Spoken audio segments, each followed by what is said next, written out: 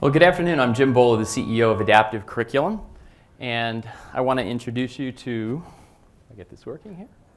Let's see.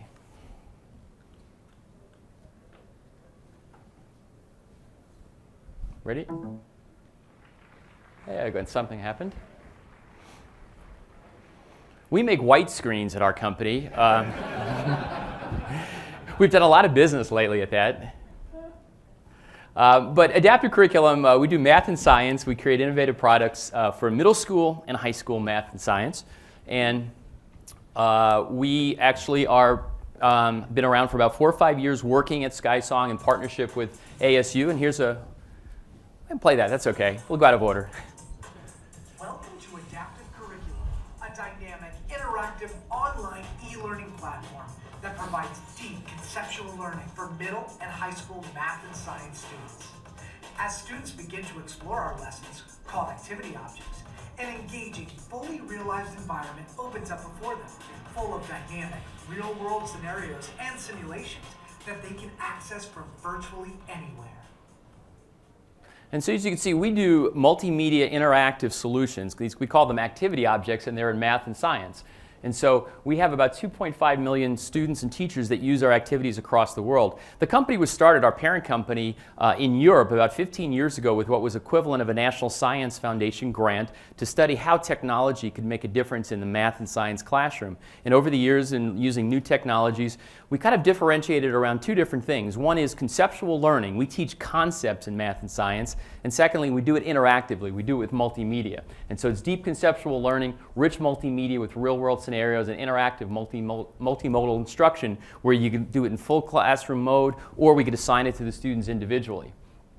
And let's go through here, and you can see what we do is we're all aligned to the Common Core standards, the national textbooks. We have strategies for the whole class in small groups, anytime, anywhere, and students can access this product and use it. And I'm going to take a quick visit to the back here and try to log in, because I think you can understand math and science in middle school and high school, but to really understand the product, you have to be able to see it. And so I'm going to show you a little example of our product.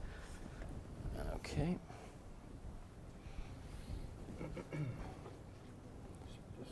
Where are we?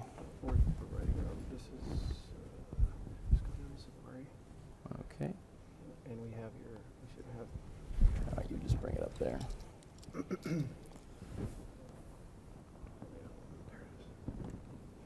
And you're looking at our home page here, and students and teachers can access to get to the activity objects that they want. And we lost it again here.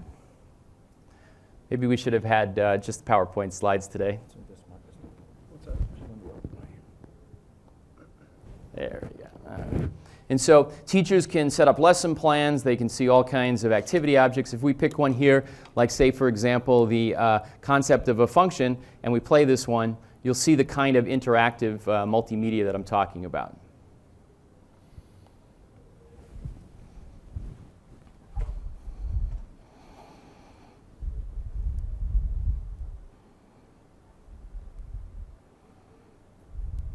And so we'll use a real-world scenario here. In this case, the life of a leatherback turtle, and that people don't understand. When they come up onto the beach and that they lay an egg, the gender of the egg is going to be dependent upon... The eggs of leatherback turtles, the largest of all living sea turtles, incubate for about 2 to 2.5 months. Interestingly, scientists have found that at a specific time during incubation, the temperature of the nest determines the gender of the developing turtle. And so what the students are going to be asked to do is click on one of the nests. So we'll click on the second nest here. We'll look at the gestation period. At 80 degrees, over the period of a couple months, we'll see how many eggs hatch. And we'll find out that at 80 degrees, there's 2 female turtles and 23 male turtles. So that's the beginning of our data point. We'll pick another data point, say the nest number 1. Here the temperature is 77 degrees. So we're going to see what happens. And now if I'm working with the students, we could make a hypothesis. Okay, at 77, you think it'll go up or down? Well, now we're beginning to see a trend here. So maybe I'll take a third sample at nest egg 4 here. And we'll see again, if this temperature is 86, I'm going to ask my students, what do they think is going to happen at 86? And when we plot this, we'll see there's 21 female turtles and for male. And what we're going to find if we continue to do this, that the gender of the egg is a function of the temperature. And so we're introducing the concept of a function, and if we go forward, it's going to begin to start talking about what a function is. Describes a dependent relationship between quantities. In the example we discussed, the number of male or female turtles depends on the average nest temperature, so the defined relations f and g are functions. Another common definition for a function is that it's a special relation. And now we'll start to introduce the mathematical concept of what a function is, a special relationship which has an output, and each input has exactly one output.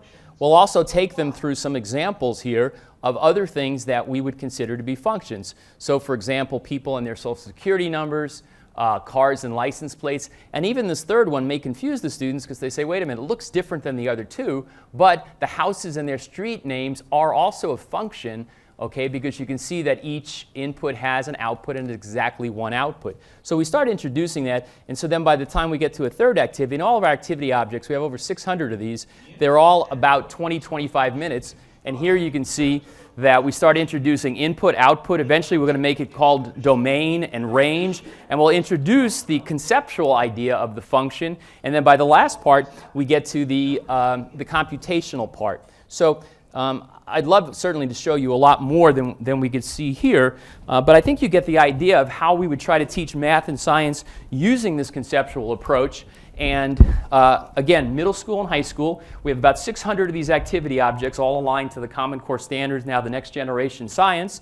And we work with ASU, and we started in SkySong about 3 years ago and partnered with ASU, and so we use people at the ASU College of Education to help us with our professional development, and we also work with some of the subject matter experts at Arizona State, and so it's been a great relationship. And right now we're selling into districts across the country, we're selling our Spanish product into Latin America, and we just released a home product called Uzingo, which allows these activities to be used at home with parents and students who may need a little extra help in math and science. So if you want to know more about adaptive curriculum, please see me afterward. Thank you.